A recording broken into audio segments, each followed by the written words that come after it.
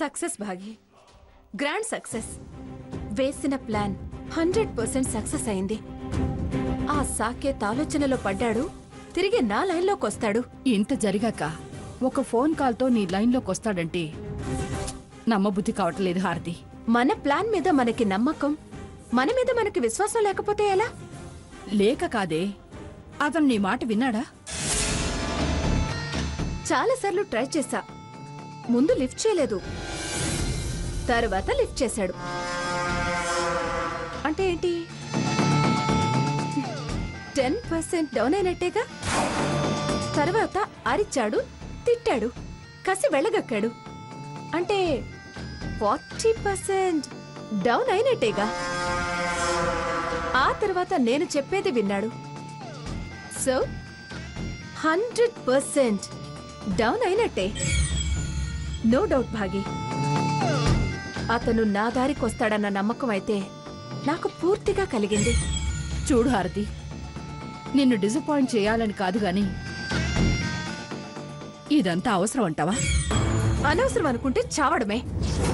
హారతి, మరి లేకపోతే ఏంటి భాగి? ఓడిపోవడం, పారిపోవడం పిరికి పందల లక్షణం. అలా బతకడం కంటే చావడం నయం. సాధించాలనే తపనుండాలి, పట్టుదలుండాలి, పోరాడాలి, గెలవాలి భాగి. వాళ్ల ప్రతిజ్ఞను తిప్పి కొట్టాలంటే ఎత్తులే కాదు, పై ఎత్తులు ఉండాలి. శకుని ఎత్తుల్లా ఉండాలి, నక్క జిత్తుల్లా ఉండాలి. ఏది మనకి లాభం కలిగిస్తుందో అదే చెయ్యాలి. ఇలాంటి విషయాల్లో మంచి చెడు, న్యాయం అన్యాయం ఆలోచించకూడదు భాగి. నాకు దూరం చేయాలని వాళ్ళు, దగ్గర చేసుకుని రెచ్చగొట్టాలని నేను. భాగి, గెలవాలి, గెలిచి తీరాలి. వాళ్ల వేలితోనే వాళ్ల కళ్ళు పొడుస్తా, వాళ్ల మనిషితోనే ముందుండి యుద్ధం చేస్తా. ఆ మంగమ్మ పొగరు, సీత అహంకారం అణిచి తీరతాను. సాకేత్ నుంచి నేనేమి శాశ్వతంగా శత్రుత్వం కోరుకోవడం లేదు. నన్ను రిజెక్ట్ చేసినవాడు నా కోసం పడి చావాలి, పిచ్చెక్కి తిరగాలి.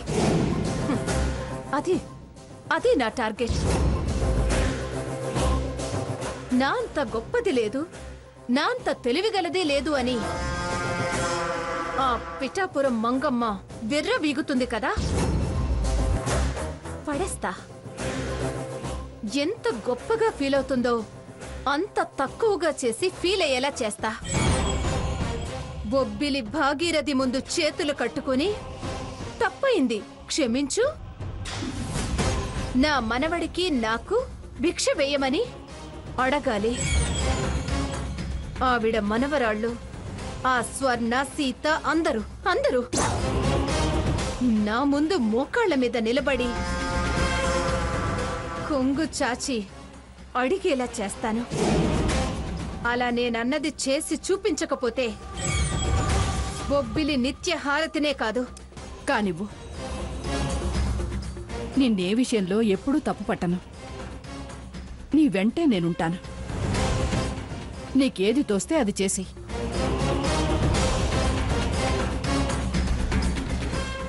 నాకు మంగమ్మ కన్నీళ్లు చూడాలని చాలా ముచ్చటగా ఉంది.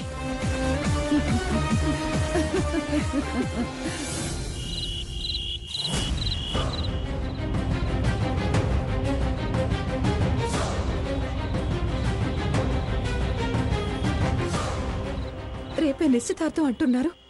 నన్ను దక్కించుకో సాకేత్, నన్ను దక్కించుకో సాకేత్. లేదంటే నేను చచ్చిపోతాను. నా శవాన్ని కూడా నువ్వు చూడడానికి రావద్దు.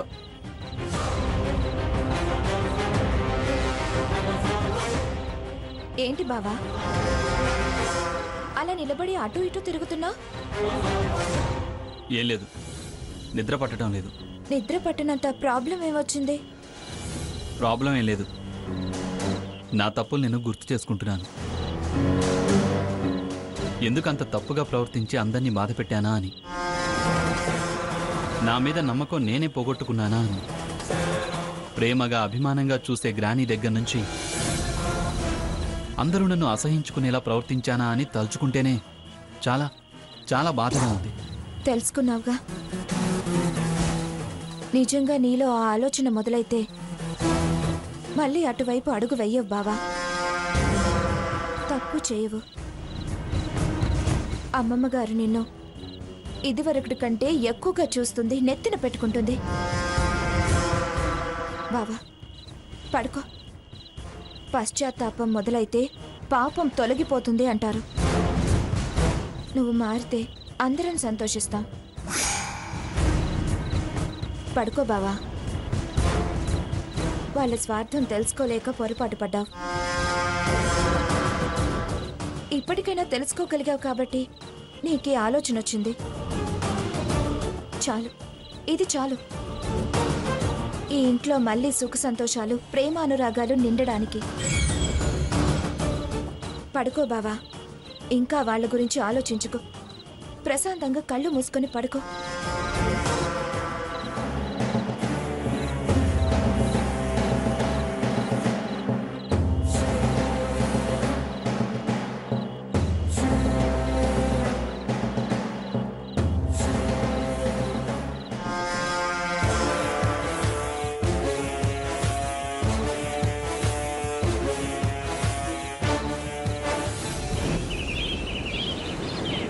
ఇదిగో ఈ చీర కట్టుకో, చాలా బాగుంటుంది. ఏంటి భాగి? ఎందుకు భాగి ఈ అలంకారం? నాకు ఇష్టం లేదని చెప్తున్నాను కదా. పిచ్చి వేషాలు వేయకు హారతి. ఇంతవరకు నువ్వు చెప్పినట్టు నేను విన్నాను. ఇప్పుడన్నా నా మాట నువ్వు విను. నాకు సంజయ్ని చేసుకోవడం ఇష్టం లేదు. నువ్వు సాకేత్ని చేసుకోవడం నాకిష్టం లేదు. వాళ్ళంతా ప్రతిజ్ఞ చేశారు. ఇంకా సాకేత్ కోసం వెంపర్లాడితే నీ బతుకు నాశనం అవుతుంది. నన్ను సంజయ్కిచ్చి చేస్తేనే నా బతుకు నరకం అవుతుంది. నేను ఈ నిశ్చితార్థం చేసుకోను.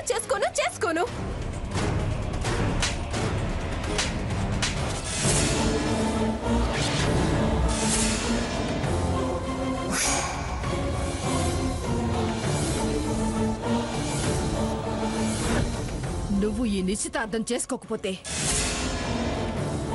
ఈ ముహూర్తాన్నే నేను నా మరణానికి ముహూర్తంగా ఎంచుకుంటాను. నీకున్న ఈ ఒక్క రక్త సంబంధాన్ని పోగొట్టుకుని నువ్వు అనాథగా మిగులుతావు. ఆ మంగమ్మ నిన్ను చీల్చి చెండాడుతుంది. రెండు విధాలా చెడి నీ బతుకు మీద నువ్వే చేతులారా నిప్పులు పోసుకుందాని అవుతావు. నా చావు కోరుకుంటే కాదను, లేదంటే నోరు మూసుకుని వచ్చి పీటల మీద కూర్చో. రా, నీకే చెప్పేది.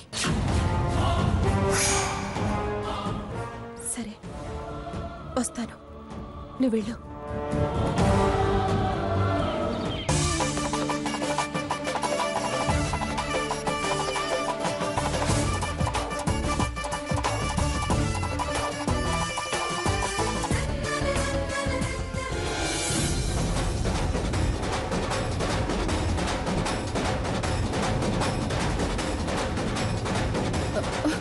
హారతి, అమ్మ హారతి, హారతి.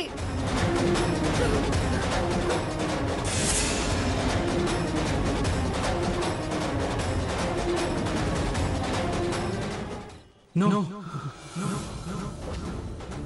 No. No. No. No. No. No. బావా ఏంటి, ఏమైంది? అది పీడకలా? ఏ కలొచ్చింది బావా? గ్రానీ నన్ను బయటికి గెంటేసినట్టు. వద్దన్నానుగా, ఆలోచించొద్దన్నానుగా. నువ్వు మారితే ఇంకా లాంటి పరిస్థితి రాదు బావా.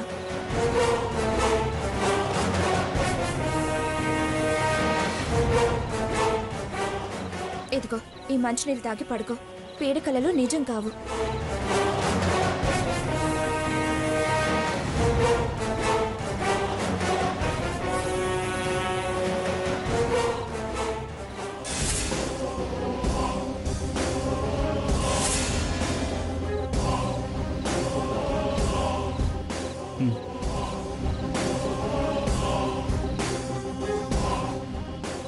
పడుకో బావా, పీడకలలు రావు.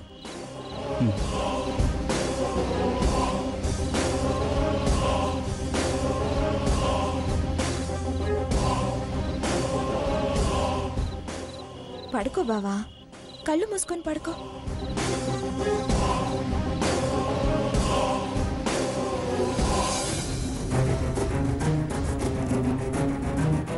మర్యాదగా డ్రాప్ అయిపోమని చెప్తా. వింటే ఓకే, వినకపోతే 4 తగిలించైనా ఒప్పించాలి. హారతి జీవితంలోకి తొంగి చూడకుండా స్ట్రాంగ్ వార్నింగ్ ఇవ్వాలి. అయినా వినకపోతే ముందు వెళ్ళి మాట్లాడాక నెక్స్ట్ ఏంటో ఆలోచించాలి.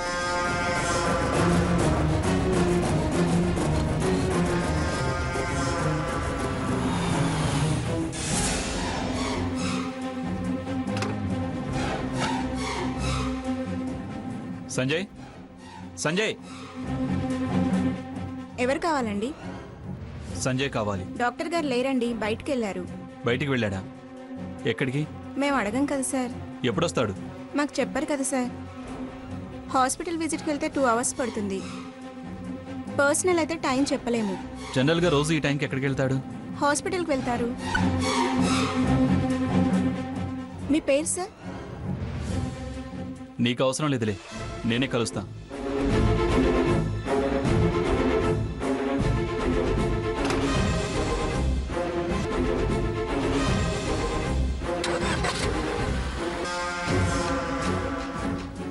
హాస్పిటల్కి వెళ్ళి మాట్లాడితేనే కరెక్ట్. నలుగురు ఉంటారు, బుద్ధి చెప్తారు. వాడు తలంచక తప్పదు.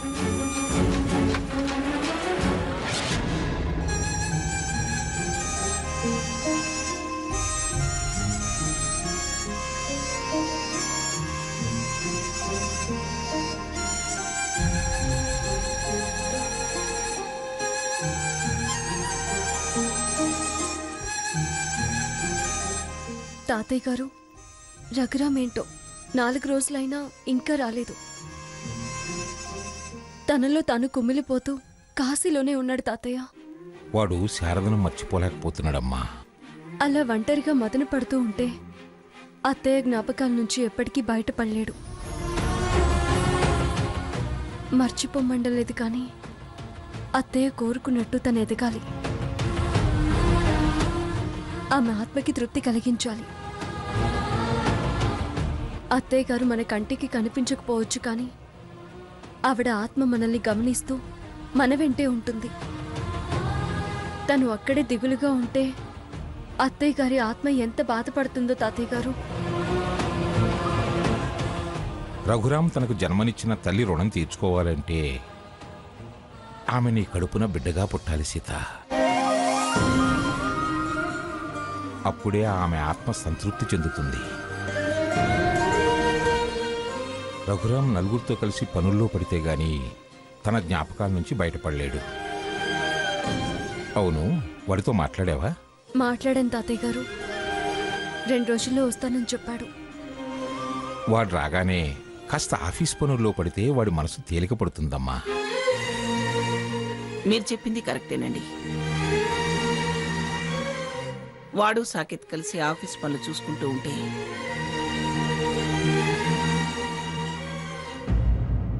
అవును స్వర్ణ, సాకేతేడి కనిపించట్లేదు. పొద్దున్నే లేచి ఎక్కడికో వెళ్ళాడమ్మమ్మా. జాగింగ్కేమన్నా వెళ్ళాడేమో.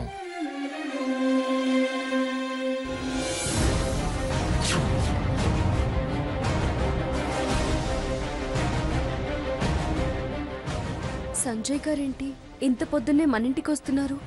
ఇంట్లోకి వస్తే తెలుస్తుంది కదే. అక్కడుండగానే మన సందేహాలకి సమాధానాలు ఎలా వస్తాయి?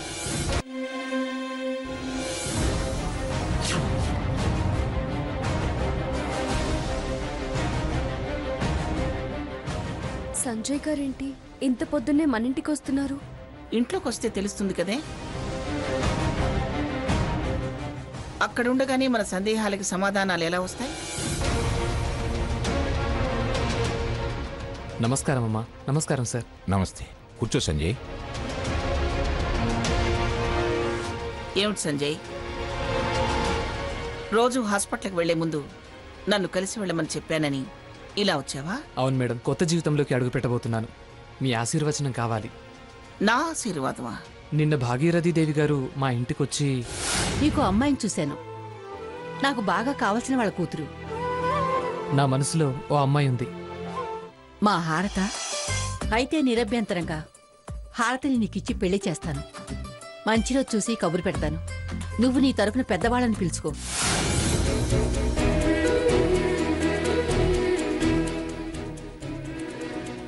హారతిని మీకిస్తానన్నారా? అవును సీత గారు. నువ్వు తనతో ఛాలెంజ్ చేసావు కదా సీత. నేను నీకు సపోర్ట్ చేశాను కదా. వీళ్ళన్నంత పని చేస్తారని ఆ భాగీరథి గ్రహించింది.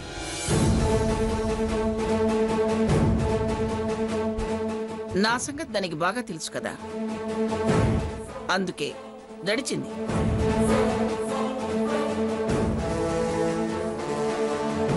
వాళ్ళు చేసేదాకా ఆగి ఎందుకు పరువు పోగొట్టుకోవటం అనుకుందో ఏమో. అందుకే తనే ఆ కార్యక్రమం జరిపించడానికి నిర్ణయించుకుంది. ఎలా అన్నా అనుకోని అమ్మమ్మ, నాకైతే చాలా చాలా సంతోషంగా ఉంది. అడ్వాన్స్ కంగ్రాచులేషన్ సంజయ్ గారు. థ్యాంక్ యూ అండి. ఒక విధంగా ఆవిడ మంచి డెసిషనే తీసుకున్నారు. ఎనీవే, కంగ్రాచులేషన్ సంజయ్ గారు. థ్యాంక్స్ అండి. అది సరేనయ్యా. ఆవిడ నీ తరఫున పెద్దవాళ్ళని పిలవమంటే నువ్వేమిటి మా ఇంటికి వచ్చావు?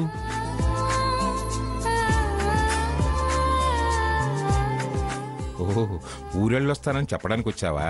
కాదండి, నాకు మా అమ్మ తప్ప మరో బంధువులు లేరు. తను గత సంవత్సరం నన్ను వదిలి వెళ్ళిపోయింది.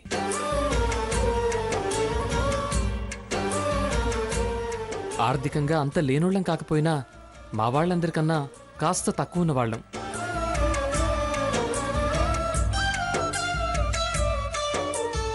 ఎప్పుడు ఏ సాయం అడుగుతామని మాతో చాలా మంది దూరంగా ఉన్నారు. వాళ్ళని ఇప్పుడు పిలిచి దగ్గర చేసుకోవాలని అనుకోవడం లేదు. అందుకే మీ దగ్గరికి నా తరపున పెద్దలుగా వ్యవహరించమని ఆహ్వానించడానికి వచ్చాను. మీకు అభ్యంతరం లేకపోతే తాతయ్య అమ్మమ్మలాగానో లేదు తల్లిదండ్రుల్లాగా దగ్గరుండి మీ చేతుల మీదుగా నిశ్చితార్థం జరిపించి నన్ను ఆశీర్వదిస్తారా అండి? అంగీకరించడం ఏమిటి, ఆశీర్వదించడం ఏమిటి సంజయ్? దగ్గరుండి నీ నిశ్చితార్థం మేము ఘనంగా జరిపిస్తామని ఆ భాగీరథికి చెప్పు. దీన్నే పుండు మీద కారం జల్లటము అంటారు. తను దిగొచ్చిందో దడ పుట్టి ముందుకొచ్చిందో వచ్చింది. మళ్ళీ నువ్విలా అన్నావని తెలిస్తే కథ మొదటికి రావచ్చు. అహం దెబ్బతిని నిర్ణయం మార్చుకోనువచ్చు. తను ఆశీర్వదించమన్నాడు, సరే అని అంతవరకు చేస్తే బాగుంటుంది అని నా అభిప్రాయం.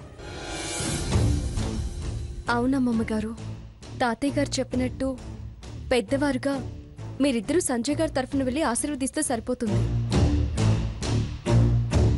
వాళ్లే కాదండి, మీరందరూ నా బంధువులే.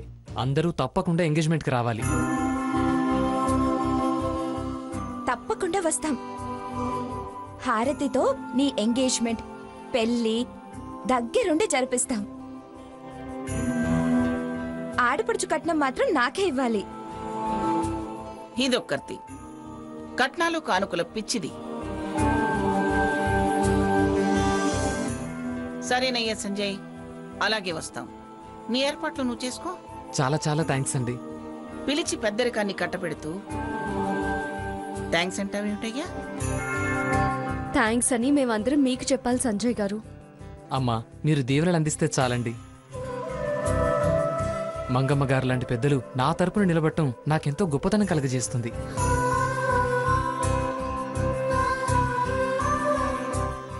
మరి వెళ్ళొస్తానండి. మంచిది. మొత్తానికి ఆ అమ్మమ్మ కళలు, అమ్మాయి నీలుగుడు రెండూ దిగాయి. సీత, నీ శపథం ఇంత త్వరగా ఇలా నెరవేరుతుందని నేను అనుకోలేదు. ఏ కొలుపు లేకుండా దాని పీడ శాశ్వతంగా విరగడైపోతుంది. నాకు అలాగే అనిపిస్తుంది అమ్మమ్మ గారు. నాకు మాత్రం కాస్త ఆకలిగా అనిపిస్తుందమ్మా సీత. సీత, ఆయన సంగతి చూడు. ఎంత మంచి వార్త విన్నా సరే ఆయన కడుపు నిండదు. వార్తలకే కడుపు నిండితే ఈ ధర్నాలు, స్ట్రైకులు, దీక్షలు, పోరాటాలు, నినాదాలు ఎందుకుంటాయే?